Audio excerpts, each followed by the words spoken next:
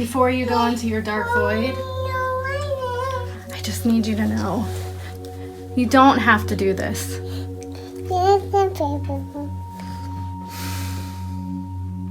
Yes, I do. Yes, I do.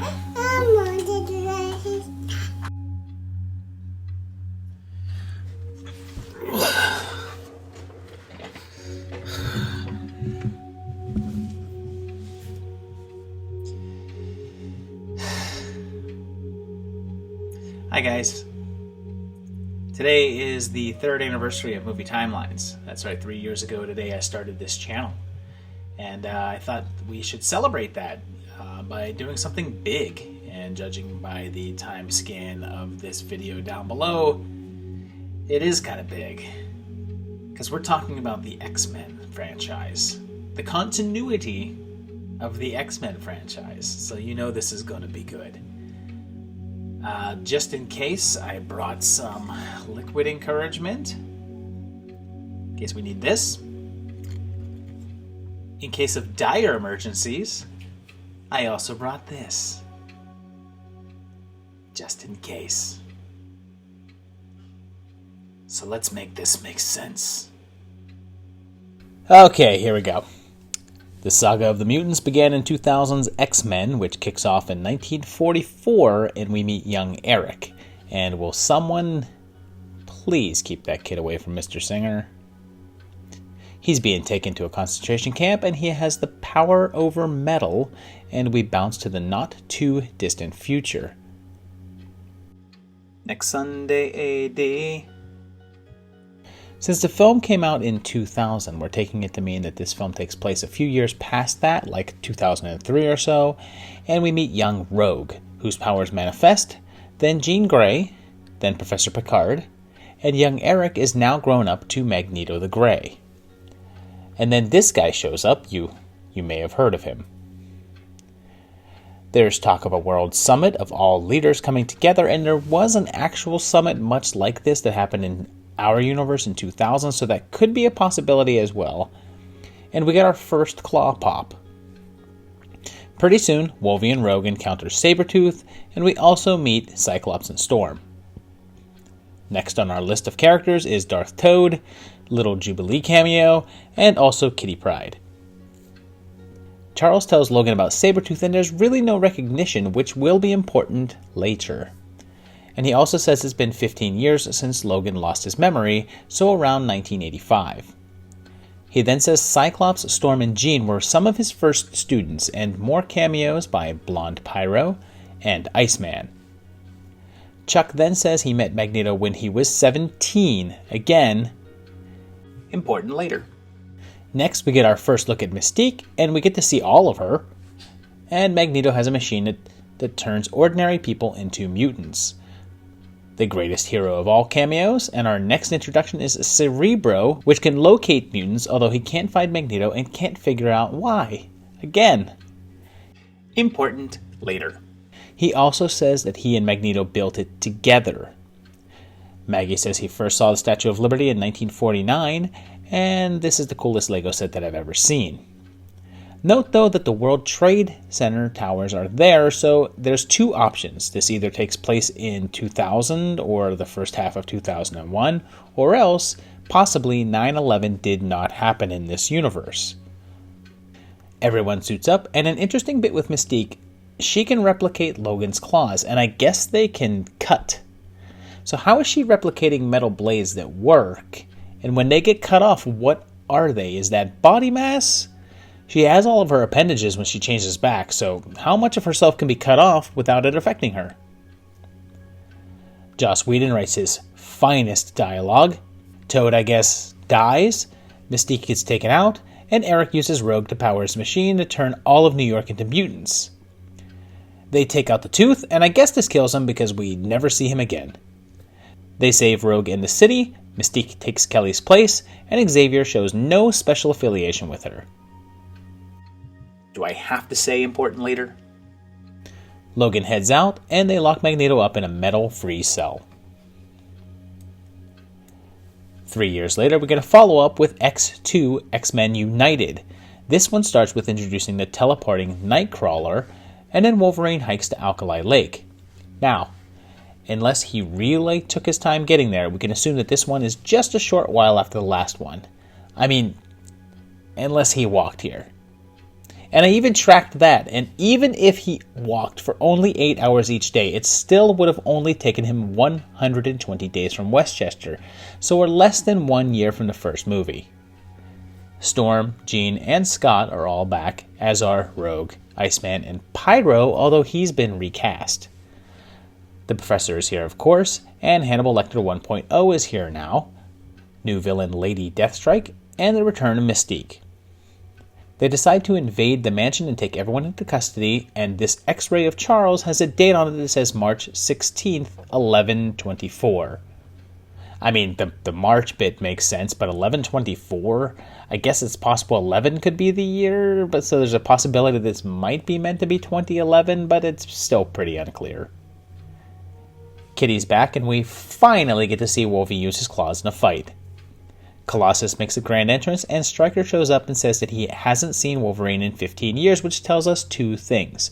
One, that since Charles said he lost his memory 15 years ago, and that corresponds to this as well, that proves that parts 1 and 2 are within a very short period of time. Also, if we're saying that this is post-2000, Logan was held at Weapon X in the mid-80s at the earliest, which will be important later.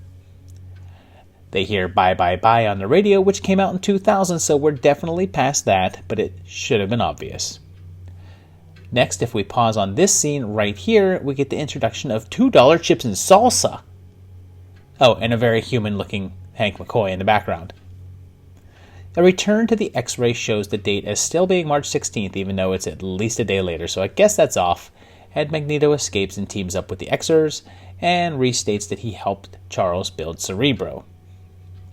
They head back to Alkali Lake, save Scott, discover the secrets of Logan's past, kill LD, prevent the mind control professor from killing all mutants, and then prevent the mind control professor from then killing all humans, mainly because Storm is able to fight off the mind control that can fool Xavier for...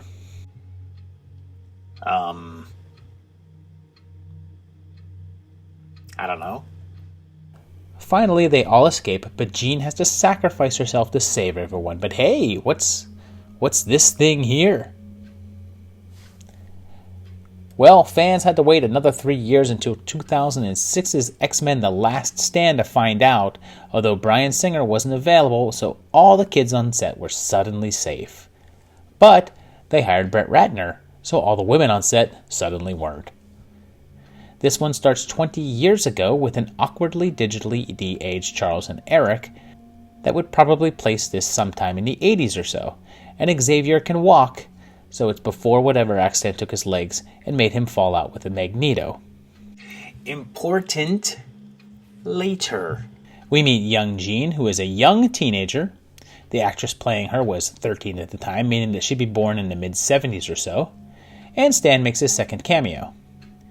We then jump to 10 years ago, so around mid-90s or so, and meet young Angel, not to be confused with the high school honor student by day, prostitute by night Angel.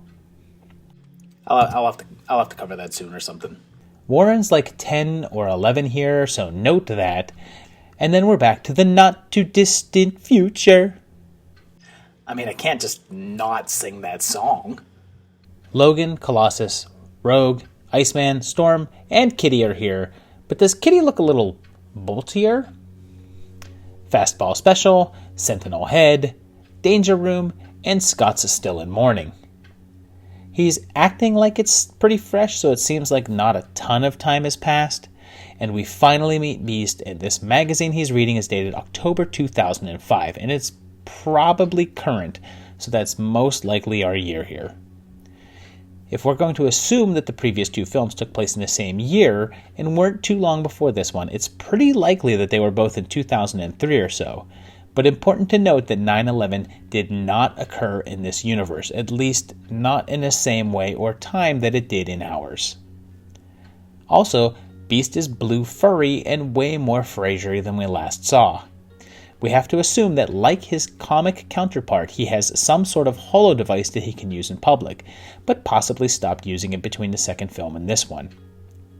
Also, there's a new president, so most likely, as in our universe, they had an election in 2004, making the first two taking place in 2003 make even more sense. Also, that means our opening scenes take place in 1985 and 1995. We meet Moira McTaggart, a woman in her 30s or so. More later. Turns out that they've created a cure for the mutant gene, and Maggie's back. And I wonder if being in this is more or less embarrassing than being in the Inhuman show. When Hank gets near the mutant cure kid, his blue fur vanishes, but what happens to it? Does it retract back into his skin, and what's it doing under there? That would seem to kind of be really uncomfortable. I mean, it can't just vanish into thin air. You'd think that they'd have it, fall out or something, but no. It goes back into his skin, apparently. Anyway, Jean comes back and, whoops, accidentally kills Scott. And Angel's all grown up now, and we get new bad guys, the Multiple Man and Juggernaut. I'm not going to make a Juggernaut bitch joke because the damn movie does. Mystique gets cured and the professor gets completely vaporized and his body is totally gone and there's no possible way to come back from that at all, right? Right? This guy's name is Trask, but I'm going to assume that it's coincidence and he has no relation to another Trask that will be, say it with me, important later. And then they trick the military by convincing them that they're catching all the bad guys, but they actually just catch Madrox. Because he's a decoy, but why? Why not just leave an empty camp? They didn't know where Magneto was going, and I highly doubt the extra, 10 minutes would have affected his plan, and he loses Multiple Man, who most likely would have been an asset in their assault on Alcatraz. The Brotherhood then twist the Golden Gate Bridge to get to the island, which doesn't really have much practical purpose and loses the element of surprise they worked so hard for by sacrificing Madrox. And then we go into a big final battle in which all of these plot points try their damnedest to come together, but spoiler! They don't. Bobby ices up and takes out Pyro. They cure Magneto. Jean goes nuts, and hey, here's this all-powerful mutant going crazy, and here's this kid who can take away mutant powers, so let's have him run the other way, I guess. Just have the kid go up to Jean and cancel her powers. How does no one think of that? Anyway, Logan kills the Phoenix, and Rogue got the cure, and an after-credits scene shows us that Charles's mind survives and has transferred into the body of a brain-dead man. Now, here's the kicker. The DVD commentary reveals that this is supposed to be the body of Charles's brain-dead twin brother, referred to as P. Xavier, that he transfers his consciousness into, which is, like Mr. Fantastic stretching it. Did Charles not know that he had a twin that was comatose? When Moria told him about her case study of a comatose man born with no brain function, did he not realize that he had a brother in a similar state and that could be him? Did Moria not look at the man's face and realize that he looked exactly like Charles? There's no way to rationalize this as being his twin brother that isn't completely illogical because, damn it, when I'm watching a movie about a guy with metal knives in his arms and a woman who can shapeshift into any form at all, regardless of size or weight, I demand logic. We stick with getting a mutant movie every 3 years, and in 2009 we go a different route with X-Men Origins Wolverine. It starts in 1845 and introduces us to young Victor and James, otherwise known as Logan and Sabretooth. And we get our first peek at Bone Claws and discover that the two of them are half-brothers for our first big continuity glitch. I mean, I get that Logan had his memory erased so he wouldn't recognize Victor in the first one, but Sabretooth says nothing whatsoever about knowing this guy. You know, his brother. Seems like something you would want to mention to Magneto. So, we see the two of them through the Civil War, and World War I and II, and then Vietnam, so the latest that this can be is in 1975 when the Vietnam War ended, although it's possible that in this alternate world, the war lasted longer. They meet a young William Stryker who recruits them to Weapon X, where they meet Wade Wilson. Lots more on him soon. There's also Blob and John Wraith, and I got a feeling that tonight's gonna be lousy because I have to finish this movie. Also, Agent Zero and Charlie You All Everybody. It's unclear how long passes between the prison and this mission, but I think we can assume it's been a while, possibly a few years or so, possibly early 80s by now, and then 6 more years pass and Victor kills Bradley. If we assume that he left in 82, that would make this around 1988, which would line up with the last time he saw Stryker being 15 years before in 2003, so it seems likely. The Tooth kills Logan's lady, so Stryker offers him a way to get revenge, and they do the whole metal skeleton thing, and he escapes, and we get a peek at a nude Jackman. He gets his metal claws, and they're supposed to be over top of his bone claws, but those were round, like a bone, and his metal claws are thin, like knife blades, so I'm not sure where the bone ones are supposed to be inside there, but that was a problem with the comic book too, so we're gonna let it slide. He kills Agent Zero in pretty much the most ridiculous way possible, and then we get a young Scott Summers, high school student, pegging him to be around 18 years old here, which makes him around 33 or so in the first X-Men movie. Blob got blobby, we meet Gambit, Wraith gets it started in here, and they head to 3 Mile Island, and oh no, Logan's girl is alive and it was all a trick, and she also says her sister has skin like a diamond. They find her sister, and Cyclops, whose eyes are covered, which is why he doesn't remember Logan later, and then we meet Weapon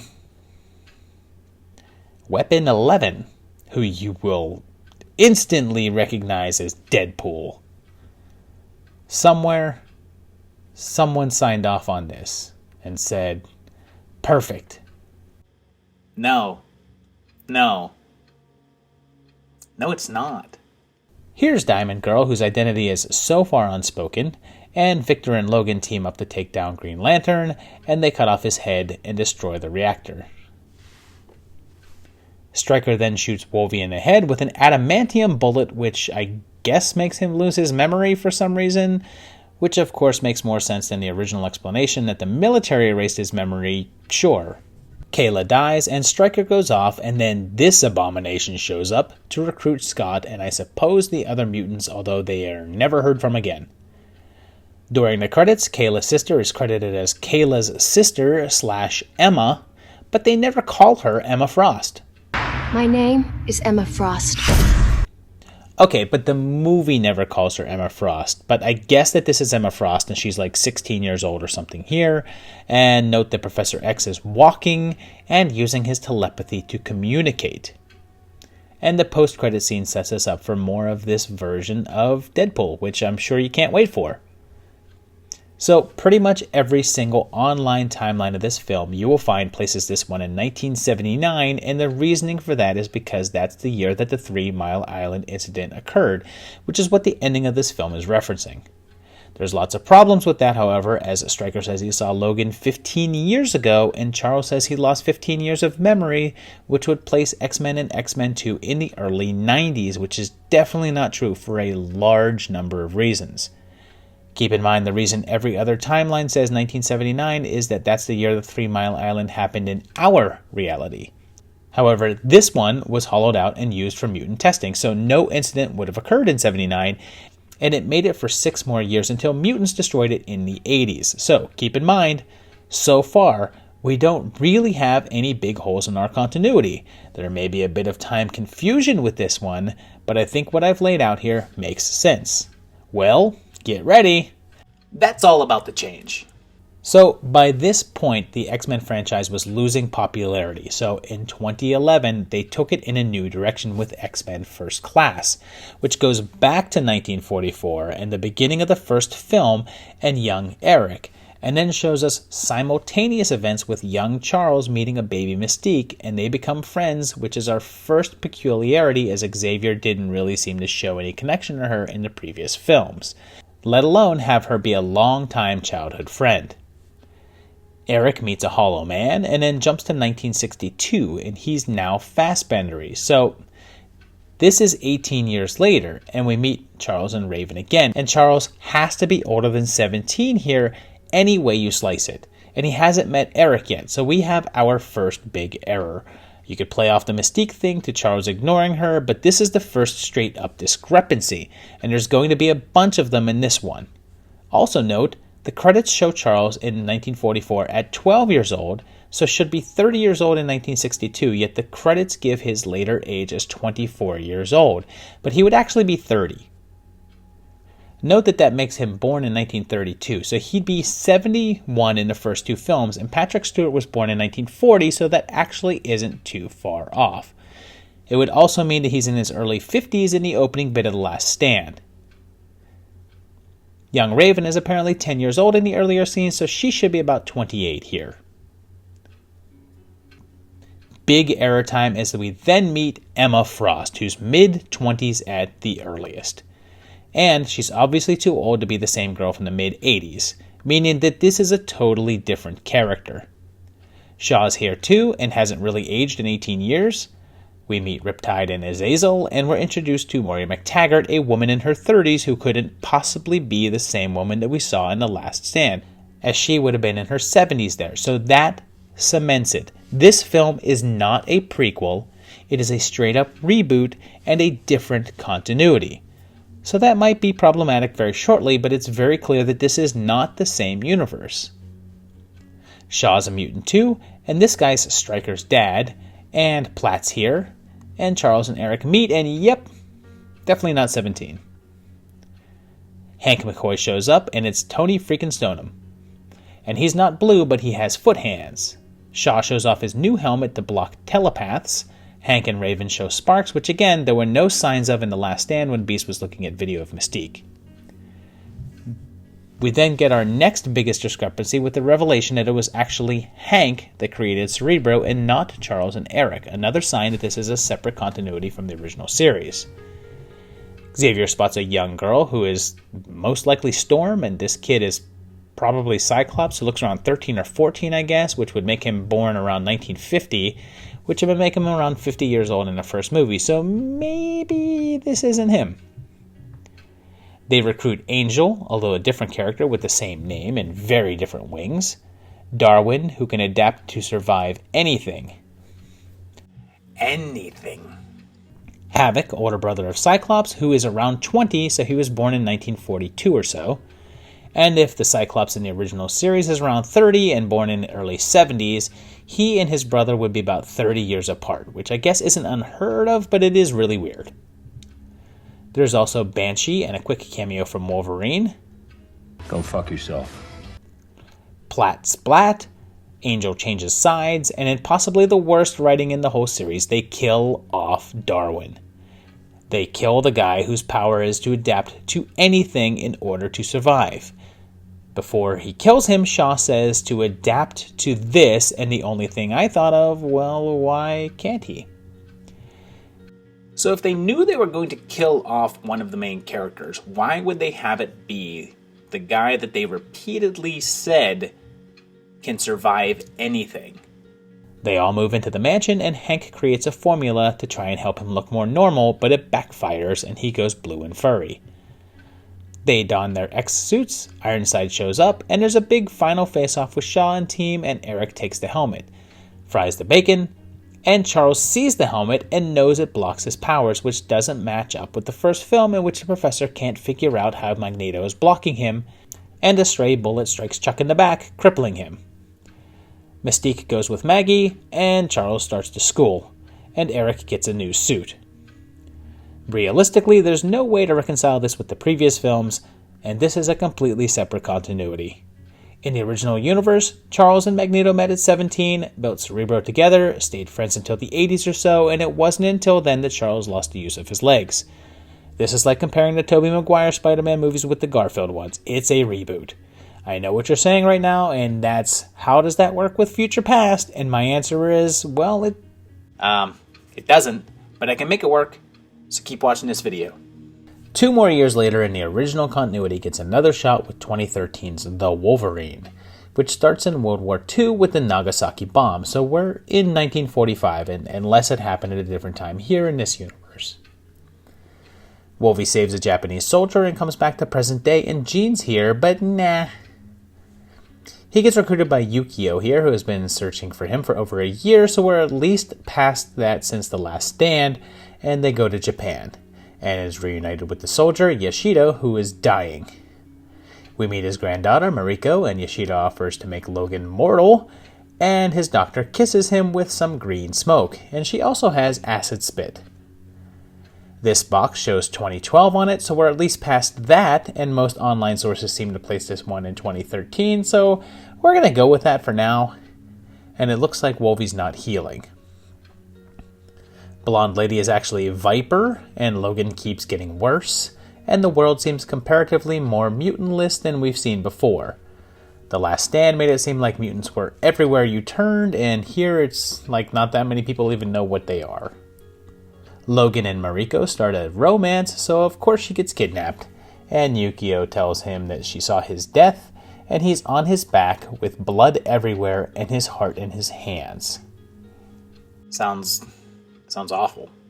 He finds what's stopping his power, kills it, and is restored.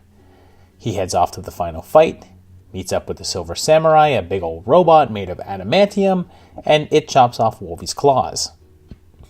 Harada, who I should point out is the comic book version of the samurai, is killed, and the other claws get chopped, and Viper gets killed.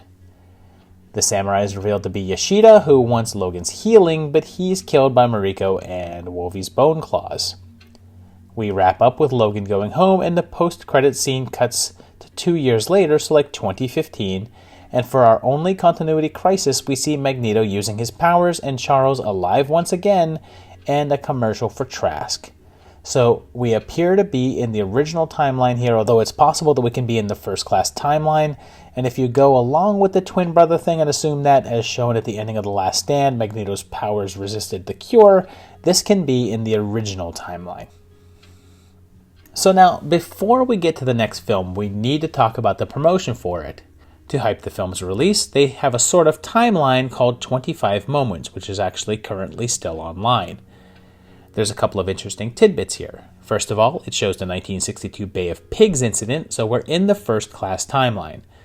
It also shows the events of The Last Stand taking place in 2006, which tweaks our date for that one, possibly. It's a different timeline, so maybe not.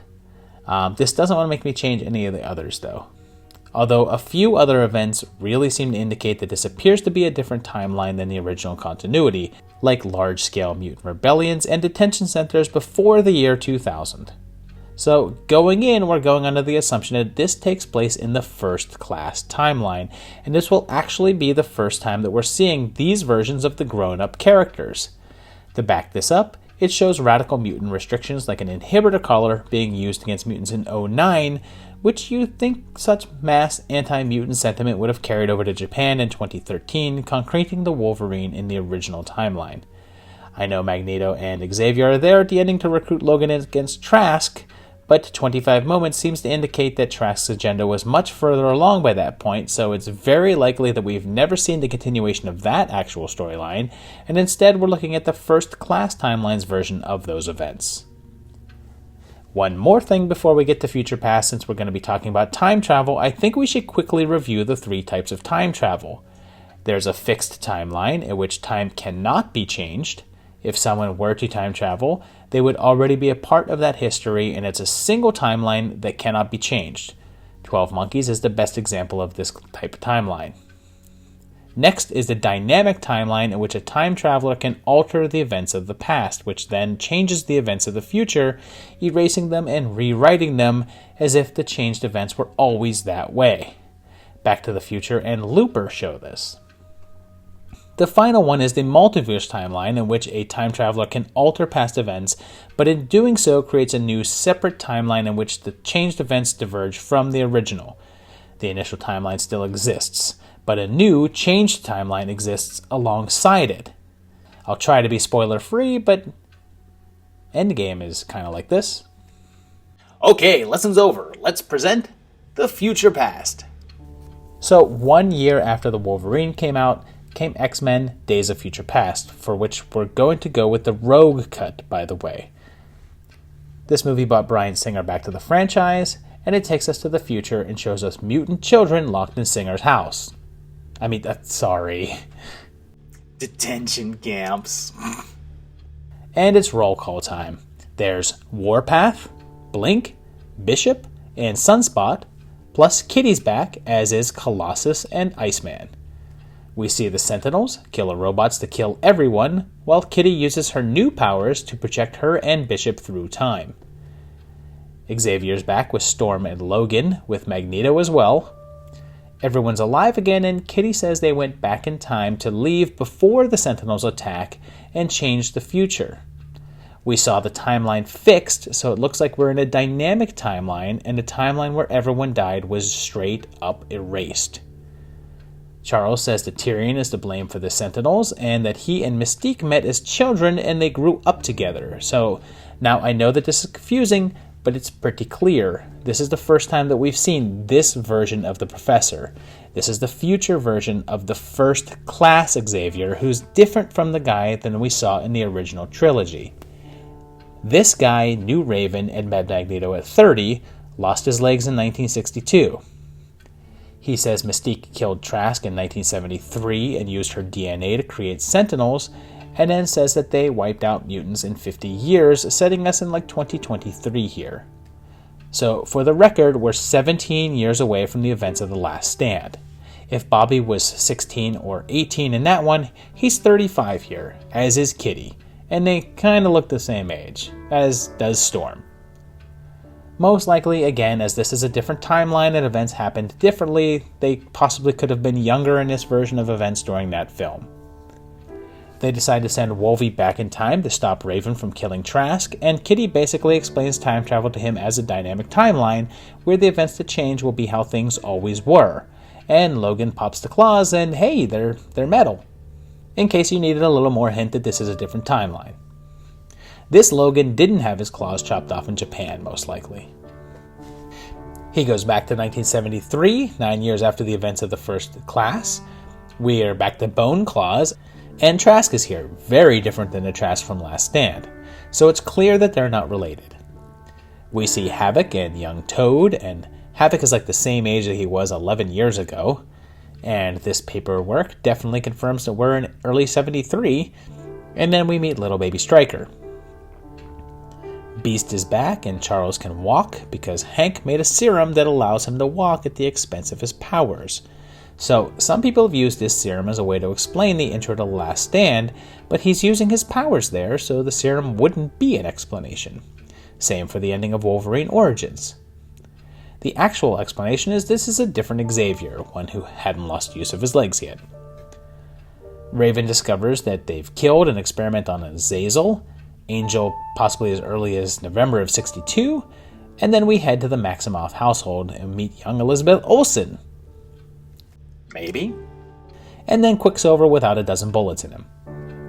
He breaks Daddy, not Daddy, who knows anymore, out of the Pentagon in what's still one of the coolest superhero sequences on film, and then they say goodbye to him. Maybe keep that guy around a while. Magneto confirms that they also killed Emma Frost and Banshee, and when he finally hooks back up to Cerebro, he flashes into Wolvie's mind and sees a version of events from the original films, so it seems like things happen in a very similar way here, although different in the ways that we've already mentioned, and comes face to face with his future self. In the future, in the Rogue cut, they break back into the mansion to free Rogue, while in the past, Eric gets his helmet, but the ice gets melted, and Rogue takes over Kitty's job. In 1973, Magneto tries to mess everything up. Maybe if they'd left Magneto in jail and brought Quicksilver along with them, this would all be over by now.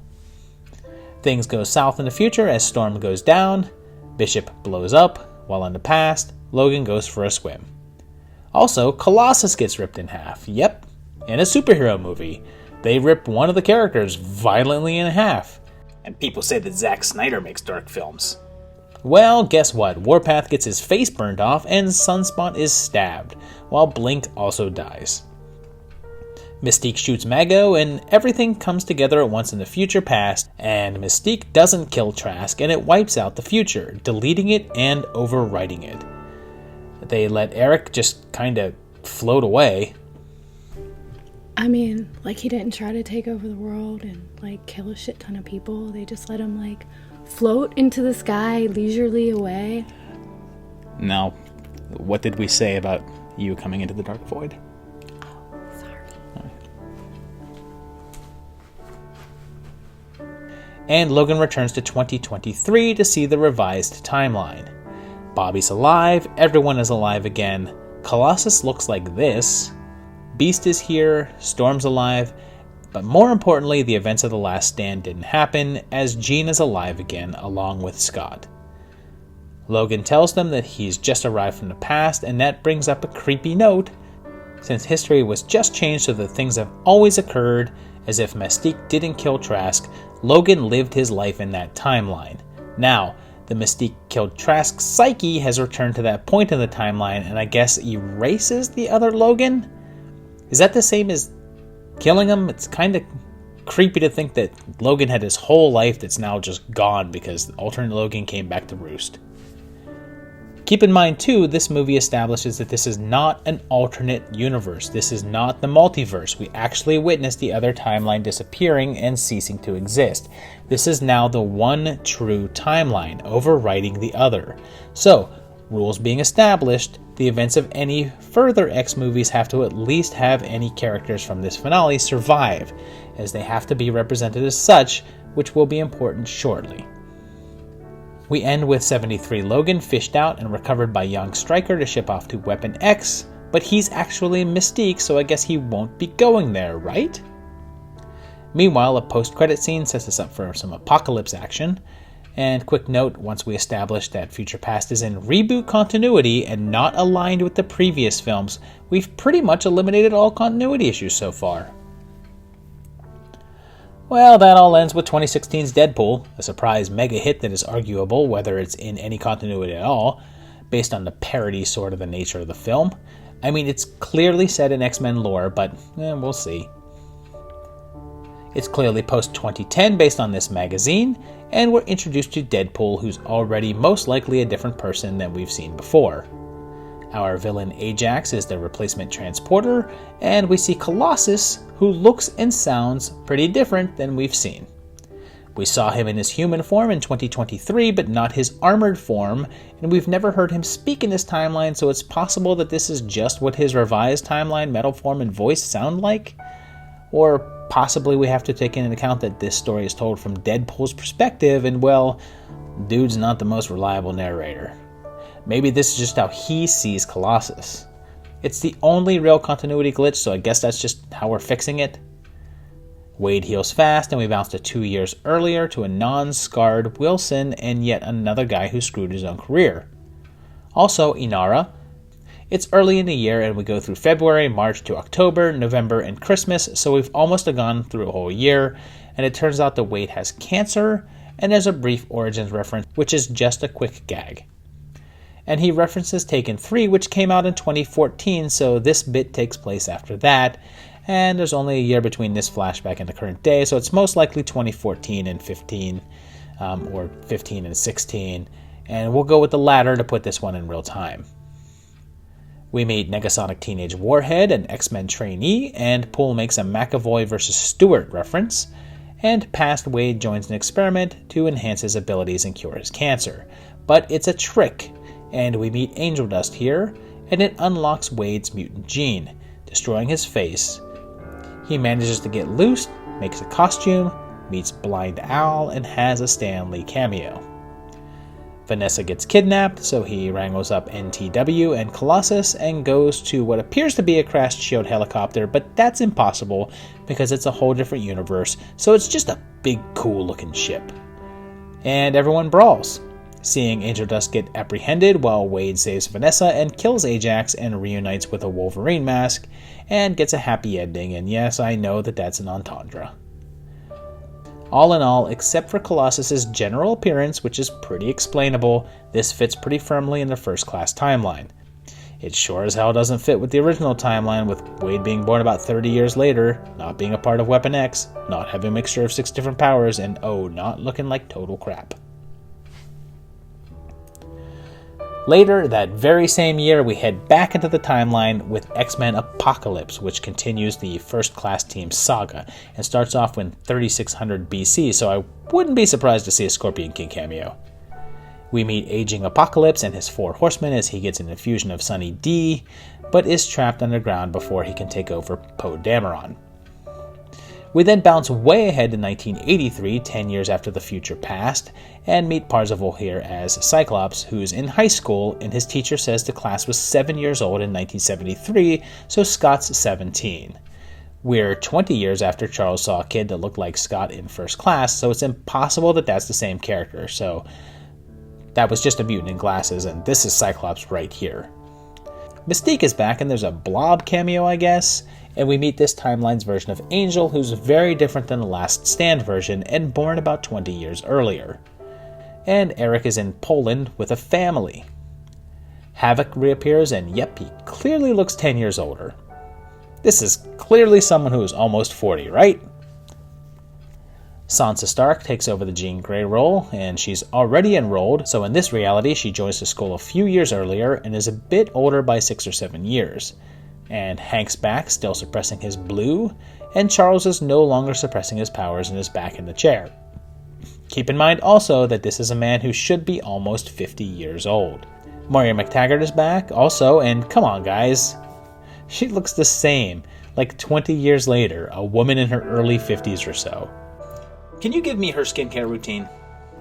She accidentally awakens Apocalypse, and Charles says this. She looks amazing. She's barely aged a day. Dude, none of you have. Maggie gets found out, and this is my last age comment for this movie, but this character is supposed to be somewhere in his 50s. They kill his family, and we then meet young Storm, who, like Cyclops, doesn't look much older than she did in Charles' vision in First Class, so again, that wasn't actually her, but a mutant who just looked pretty similar.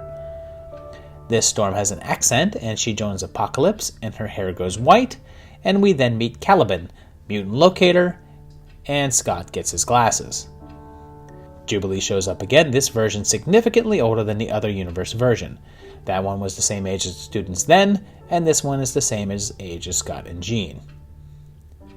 Pocky recruits the most powerful mutants for his 4 horsemen, and ends up with Psylocke, Angel, who becomes Archangel, and Storm and Magneto.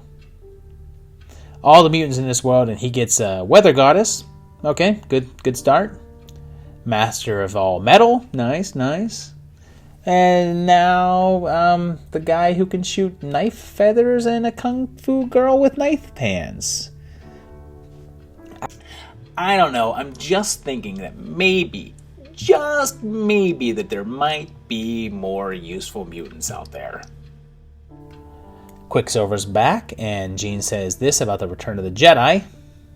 Well, at least we can all agree the third one's always the worst. I think that's some Last Stand shade, but let's see. First Class, Future Past, Apocalypse. Oh, I mean, at least they're right. Stan and Joan pop up as Paco gets rid of the world's nuclear arsenal because suddenly this is X-Men 4, The Quest for Peace. And everyone is kind of upset by this. He took the nuclear weapons away from everyone, and again, this idea seems to be something that we shouldn't be jumping for joy about. And then he destroys the X-Mansion, giving Quicksilver a chance to basically redo his scene from the last movie, but only about twice as long. Everyone is saved but Havoc, who dies in the blast, and the plot takes a sharp right turn as Stryker shows up and captures everyone. He's about the same age as he would be in Wolverine Origins, but clearly ages differently here because, well, everyone does. Pietro admits that Eric is his father, and the kid's free Wolverine, who is locked in Weapon X and has been given adamantium bones, and what the hell? Raven took the form of Stryker at the ending of Future Past, so they wouldn't take him, so how did they get him? And even if they did, how did no one try to locate him? You know, the guy that helped them change the future and all, and they just let him stay locked up for 10 years because I guess F. Logan? They all escape, and this whole section could just be removed from the movie and you wouldn't even notice. Blue Man Guy destroys a whole city, and Magneto destroys buildings, and look here. There's no way thousands of people didn't just die here as a result of Eric's actions. Possibly tens of thousands. Everyone goes into battle, and Mystique is now the full-on leader of the team because J-Law. Psylocke does something because she's totally a character in this movie. Everyone fights, which is silly because, let's face it, if you have Quicksilver, how is there even a fight? Just have him high-speed beat the daylights out of everyone in 1 second and it's over, but they don't. So Chuck loses his hair, and Angel gets grounded permanently. More fights, both real and telepathic. Eric changes sides, and instead of beating him with teamwork and smarts, they beat him because they have a surprise mutant that's just way stronger than him and beats him in like 2 seconds. Storm switches sides too after basically sitting on the sidelines for the last half hour, and the Phoenix kills Apocalypse. Eric helps rebuild the school, and wait, what? Look at this. Look at this. He's a mass murderer, you know? And you're just letting him hang around? The team gets new outfits in a danger room and a finally bald Professor X, and the post-credit scenes shows Logan's blood being collected by the Essex Corp, which is a Mr. Sinister reference to set up the next film. Okay, now buckle up because this train is going right off the rails again, because in 2017 we get the next chapter with Logan, which completely switches things up once again. We get Old Man Logan, who's a bit of a shambles, and his permit expires in 2029. And James Mangold has said prior to release that it would be set in that year, so that's pretty solid. If we're in the same timeline, that places this one just 6 years after the finale of Future Past. We meet Caliban, who's now the Og Monster, and very different from the character that we just met, and doesn't really seem 40 years away from him, so it's looking like a different timeline. Charles reappears, haggard and psychotic, and dependent on a shot to suppress seizures that basically almost kill everyone. They mention that no new mutants have been born for 25 years, which would have been in 2004, around the time of the very first 2 films, and Charles tells a somewhat different story about meeting Logan, so it's pretty clear now that there's 2 options. A, this is an entirely new and separate continuity, separate from the previous 2, or 2, the Wolverine from the first timeline also went back into the past of that timeline to stop Trask, although his changes affected things differently, and this is that timeline with the overwritten changes, and since that sounds a little bit overly complicated, A it is! When Logan agrees to help a woman protect a little girl, things go bad and little Laura hides out with them, and Charles says that he's a nonagerian, which means that he was born in the 1930s, proving that he would be in his early 30s or at least his very late 20s in the final class, which absolutely means that he's in his 30s in Apocalypse, and hey, just let that horse up, man. It's long dead. Laura turns out to be, well, more than she seems, complete with foot claws. Turns out a company called Transigen, headed by Withnail, is creating clone mutants. Then, here comes the real mind scramble, because in this universe the X-Men are indeed a comic book, and Logan says it's based on real events, but drastically changed, bringing up the notion that the earlier films are the comic book version of this reality. We find out that Xavier had a massive seizure a year ago, back in 2028, that killed 7 mutants, most likely the core X-Men. When X-24 shows up, a mindless clone of Logan, he kills Charles, and Caliban sacrifices himself, and we find out that his own adamantium skeleton is poisoning him. They meet up with other kid escapees, headed to a supposed safe place called Eden, which leads up to a final showdown in the woods, with the kids unleashing their powers, and Wolvie killing Rice, the kids killing Pierce, Logan getting impaled, and Laura taking out X-24 with the adamantium bullet that Logan intended to use on himself. Finally, Logan dies on his back, blood everywhere, with his heart in his hand, while the kids head off to find Eden.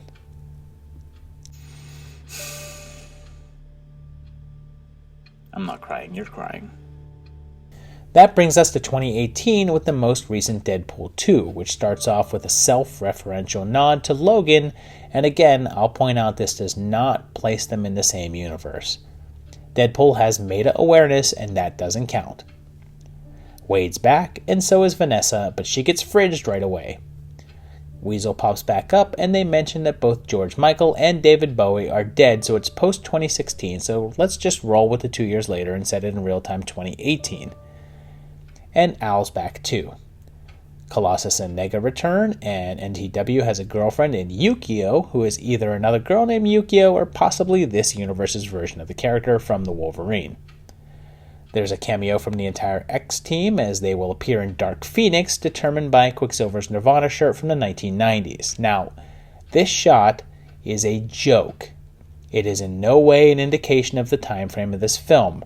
For this shot to be in continuity, Deadpool would have to have taken place in the 90s, or else these characters would have to have not aged at all in 30 years. And what am I talking about? That's exactly what happens in this series. So these are these characters in modern time, and they just don't age.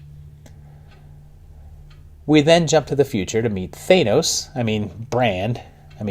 Cable, and there's a cameo from Born and Wash. That's right, in case you weren't aware, this is Matt Damon, this is Alan Tudyk. We learn of an anti-mutant school, and Wade joins the X-Men to calm down a young mutant named Fire Fist, but ends up going to mutant jail where they meet Black Tom Cassidy, who's not exactly like his comic book counterpart. Cable comes after them, so Wade recruits a team consisting of Bedlam, Zeitgeist, The Vanisher, Shatterstar, Domino, and Peter. Unfortunately, 10 minutes later, they're all dead. And Black Tom is next. Turns out the Juggernaut is on board, although he looks different from the Last Stand version, and it turns out that grown-up Russell kills Cable's family, so he's only about 20 to 30 years into the future or so, although Cable says later that 50 years from now Deadpool is dead, so I guess he's from 50 years ahead, and future Russell is like 64? Juggernaut mentions he wears a helmet so his brother can't read his mind, and he's in a wheelchair, so this Juggernaut is apparently Xavier's brother for the first time in series continuity, although it seems odd that they've never mentioned that at any point before. There's a big confrontation where Yukio uses her powers, and they electrocute and drown Juggernaut, and change the future, and restore Cable's family, sticking with the rules of changing time in this universe. When Deadpool dies, Cable uses his last time travel charge to go back in time and save his life, again overwriting things to save Wade and his family, but he's stuck now. Dopinder kills the headmaster, and the end credits either hate me or love me because they fix Cable's time machine and go back to save Vanessa, and then Peter, and kill Origins Deadpool and also Ryan Reynolds, but is unable to kill baby Hitler. Now, this most likely really screws up the series' continuity, as it would overwrite the events of this film twice, although not necessarily in big ways. We can assume that, I guess, he saves Vanessa, as that doesn't affect huge amounts of the storyline continuity, and the same goes for Peter. You can write off the Origins cameo as a joke if you want, another anomaly of Wade's unreliable narrator, or you could just write it off as a joke in the movie that doesn't have any bearing on actual continuity, which is what I'm doing. But Reynolds is canon. That reality's version of him is toast. Should be noted later in the same year that there was a PG-13 version released called Once Upon a Deadpool. It's pretty much the same movie with all the violence and cursing removed, with some additional scenes with Wade and Fred Savage. If you've seen the regular movie and aren't a die-hard Fred Savage fan, although seriously dude, why wouldn't you be? You could pretty much skip this one, or else just get it and watch the Fred Savage scenes only because the movie without the R-rated stuff feels pretty generic. Meanwhile, out right about now is Dark Phoenix, the latest entry in the First Class continuity, which apparently is going to take place in 1992, 9 years after Apocalypse, and damn it, look at this trailer! They all look the same age again! In this film, there's supposed to be about a decade between this and this. This and this. This and this. Charles is supposed to be in his late 50s to early 60s here. Magneto is easily into his 60s and looks like he was manufactured at Weyland-Yutani. Looks like Mystique finally bites the bullet in this one and will get the Dark Phoenix story at least a little more faithful to its source. Bryan Singer's nowhere near this one, which is possibly bad because he has more successful X-Men movies than crappy ones, but I'm sure all the kids on set will feel a little safer. 2019 will also possibly, maybe, who knows, see the eventual release of New Mutants, the troubled superhero horror film that is originally supposed to be released in April of 2018, but was pushed back. It looks like it'll most likely be unveiled this August. It looks to be set in the modern day, featuring quite a few characters first time up on screen, but kids, don't hold your breath. Now, there's tons of other material out there that is possibly in canon, possibly not. Lots of comic books, lots of cartoons. There's the Gifted TV show, several seasons of which could possibly be in continuity with one of the timelines.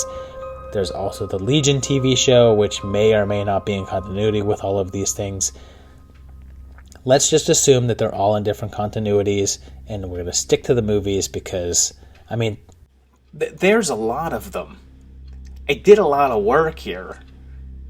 Can we skip the shows? So how do you watch these in chronological order? Well, the way I see it, it depends on how willing you are to let continuity slide. If you want a pretty pure continuity, you can split the timelines. Timeline A goes like this: Wolverine Origins, X-Men, X2, The Last Stand, and finally, The Wolverine. Timeline B goes First Class, Future Past, Apocalypse, Dark Phoenix, Deadpool, and then Deadpool 2. Logan exists on its own. It's its own timeline. The jury's still out on New Mutants, but it'll probably fit in after Deadpool 2. I can guess right now that I'm going to get a lot of flack for saying that the Future Past happens in a different continuity than the original trilogy, but I just watch all of these, and I'm telling you, that's how it is, and it makes perfect sense that way. Your way doesn't, so I don't know, I guess go make your own timeline video? So there you have it. It's a lot of movies. 12, 13, I don't think, I've lost count of how many movies there were in there. And the continuity, surprisingly, when you break it down the way I broke it down, I think it kind of makes sense. Yes, there's some inconsistencies, but the major timeline break of having Future Past take place in the First Class timeline does make them make a relative amount of sense. They're not nearly as big of a headache as I would have thought. They make more sense than the Friday the 13th timeline. Come on, let's face it. So all said and done, this was not bad. And the ratio of X-Men movies that are pretty good versus the ones that are kind of bad is it's pretty skewed in the good favor. So I'm pretty happy about that. The Last Stand is not as terrible as you would think. It starts off pretty good. It gets worse the more the movie goes on. Origins is terrible. It's really that one's pretty bad. And Apocalypse is bad, but most of the other ones were pretty entertaining with some gems in there. Logan should have got an Oscar. Logan should have gotten lots of Oscars. Logan is a great movie. X2 is one of the finest superhero movies that you will come around. Some great stuff in here, and all said and done, some great performances, great casting. I enjoy the X-Men movies. I'm looking forward to Dark Phoenix even, so we'll see how that is. But I want to thank you guys for sticking with me for 3 years now. I want to thank you for supporting the channel, whether you just watch, whether you subscribe, whether you do the Patreon like these guys over here do. I want to thank them. I say thank you because, I think I've said this before, I started this channel as a little hobby. It's gotten out of control. I've kind of gone weekly, so it definitely takes some time. So it is. I'm thankful for you guys actually taking the time to support me and help get these made. So thank you from the bottom of my heart, and being a part of this. So hope you stick around because there's lots more to come. I've got a lot of great stuff planned for you up ahead, and do all the good stuff. Recommend it, post it on social media, and I'll see you in a little while for another great video. Thanks, guys. Bye.